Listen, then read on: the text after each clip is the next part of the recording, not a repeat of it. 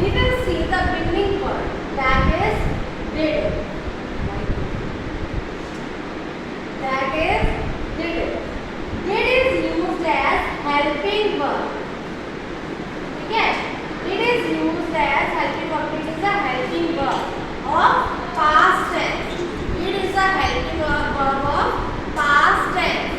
तो जब स्टार्टिंग में हेल्पिंग वर्ब आ जाती है तो वो इसका मीनिंग होता है कि क्वेश्चन पुट अप किया जा रहा है.